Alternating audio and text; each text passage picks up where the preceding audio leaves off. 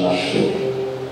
বরণীয় তারা, স্মরণীয় তারা, তবুও বাহির দাঁড়িয়ে আজই দুর্দিন ফেরান তাদের ব্যর্থ নমস্কারে।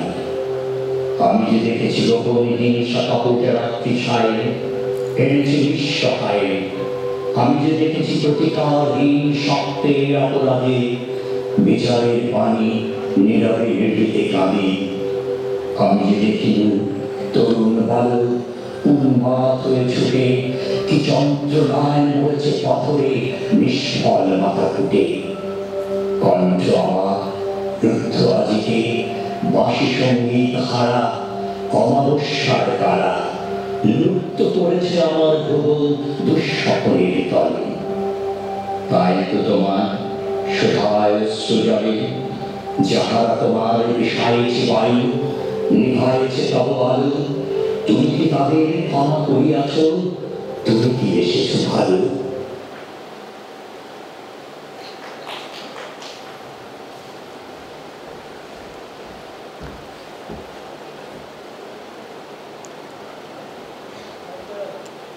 আবৃত্তি শিল্পী রণজিৎ রক্ষিত, যিনি দীর্ঘ সময় এদেশের আবৃত্তি চর্চা, আবৃত্তি সংগ্রাম এবং যূথবদ্ধ আবৃত্তির যে ইতিহাস তার সঙ্গে সম্পৃক্ত ছিলেন। সদ্য প্রয়াত এই শ্রদ্ধেয় আবৃত্তি শিল্পী এবং সংগঠক এবং সর্বোপরি আমাদের এই আবৃত্তি অঙ্গন সহ সাংস্কৃতিক অঙ্গনের অন্যতম পুরোধা মানুষ রণজিৎ রক্ষিত। তাকে আজকে আমরা স্মরণ করতে চাই আমাদের বাকশিল্পাঙ্গন আয়োজিত আবৃত্তির আসর কবিতার কথা 4-এর নিবেদনের মধ্য দিয়ে। আমরা বাংলাদেশের দীর্ঘ আবৃত্তির ইতিহাসে আমাদের অগ্রজ মানুষ হিসেবে রণজিৎ রক্ষিত আমাদেরকে পথ দেখিয়েছেন, আমাদেরকে আবৃত্তির দীক্ষা দিয়েছেন, আমাদেরকে সংস্কৃতিবান মানুষ হওয়ার জন্যে সহযোগিতা করেছেন। তিনি যদিও চট্টগ্রামে তার বাস এবং চট্টগ্রামে তার দীর্ঘ আবৃত্তি চর্চার ইতিহাস, তথাপি তিনি সমগ্র বাংলাদেশ ঘুরে বেরিয়েছেন এই আবৃত্তির জন্যে, আবৃত্তিপ্রিয় মানুষগুলোর জন্যে।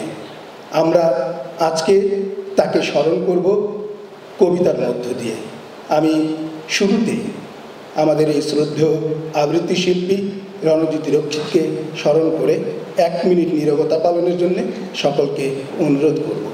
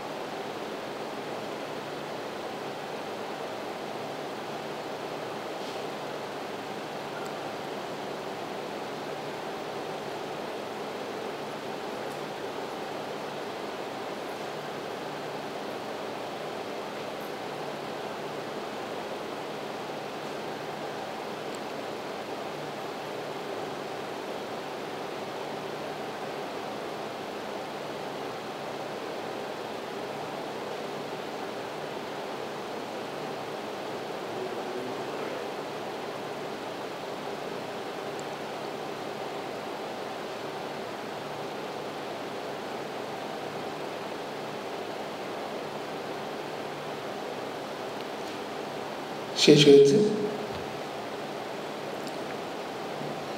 আমরা আমাদের আজকের আয়োজনের যে বিষয়টি থাকে সেটি হলো আমাদের বাকশিল্পাঙ্গন এবং আমাদের সহযোগী আবৃত্তি সংগঠনের বন্ধুদের নিবেদন থাকে।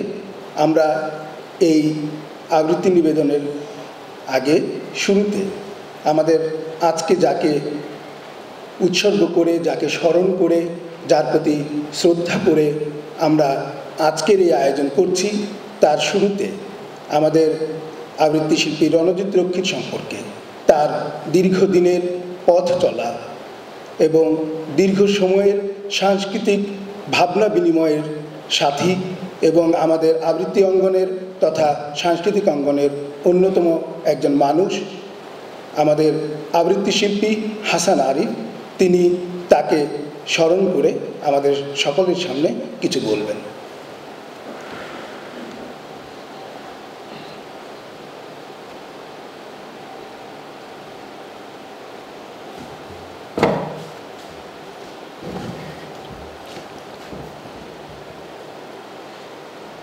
শুভ সন্ধ্যা।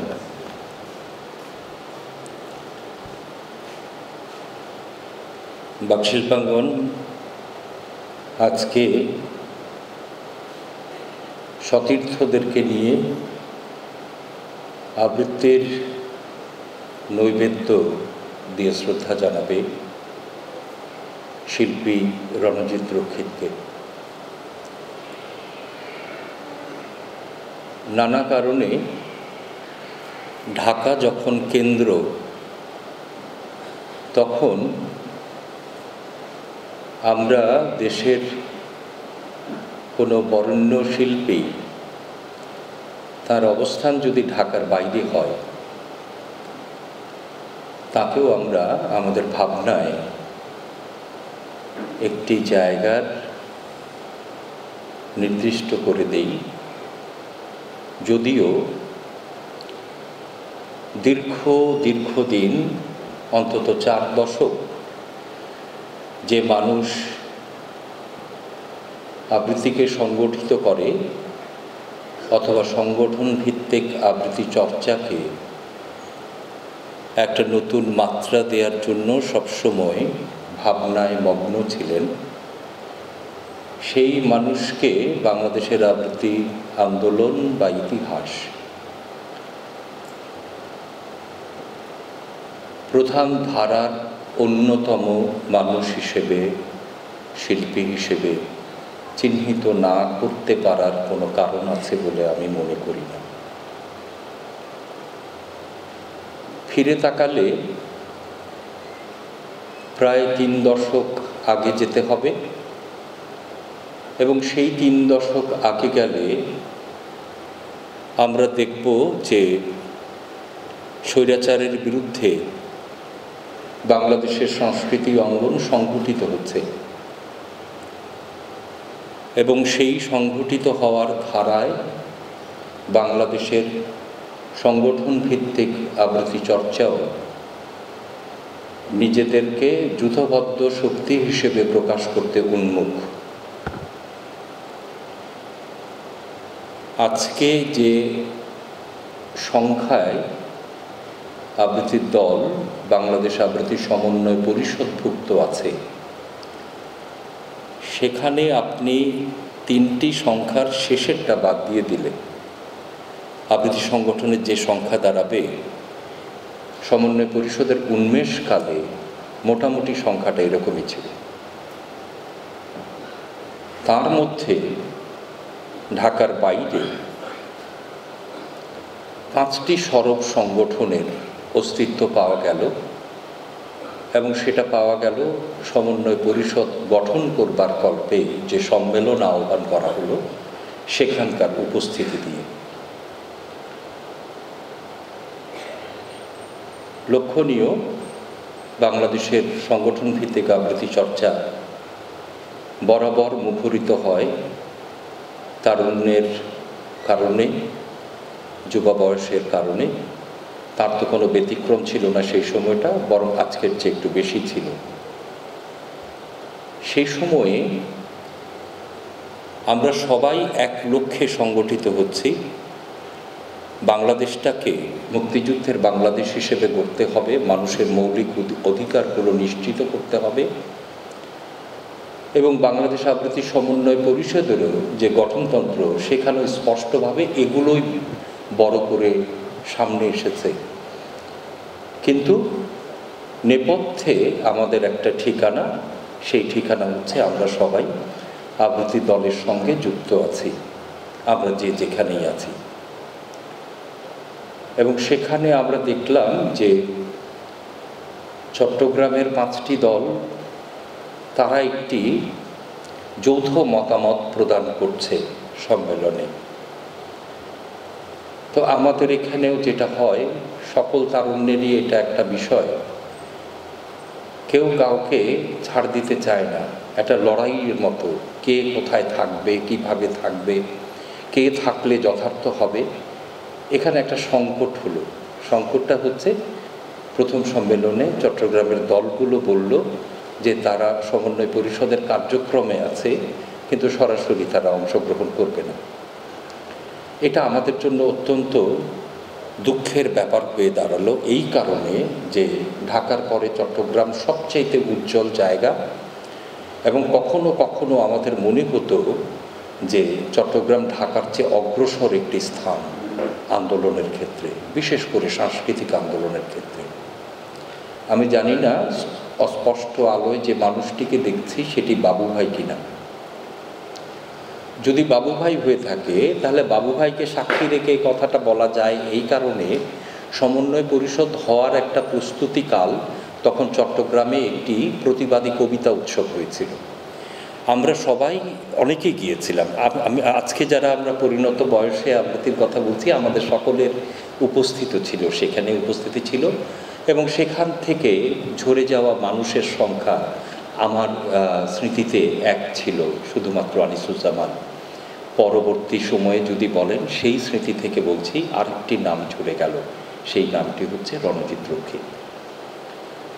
তো এই সংকটটা কাটাবার একটা তাগিদ অনুভব করলো একটি দল, সেই দলটি হচ্ছে বোধন। তারাও সেই সংগঠিত 5টি দলের মধ্যে আছে, কিন্তু তাদের মনে হলো যে একটি বৈঠক করলে, একটু কথা বললে এই সংকটটা কেটে যাবে। এবং তারা তাদের জায়গা থেকে, আমি অনেকগুলো নাম বলতে পারি, যেমন বলতে পারি একজন নারীর কথা বলতে পারি, ইন্দিরা চৌধুরী, আমি অঞ্চল চৌধুরী, প্রশান্ত, প্রীতিশ, পারভেজ, এই কটার নাম একদম স্পষ্ট করে বলতে পারি যে তাদের সঙ্গে কথা হলো। এবং রণজিৎ রক্ষিত তিনি দুতিয়ালি করে একটা বৈঠকের আয়োজন করলেন। এই আয়োজন করতে পারার নেপথ্য শক্তিটা কি, সেইটা সেই সময় আমি জানার চেষ্টা করেছি। আমরা সকলে জেনেছি তিনি স্কুল শিক্ষক।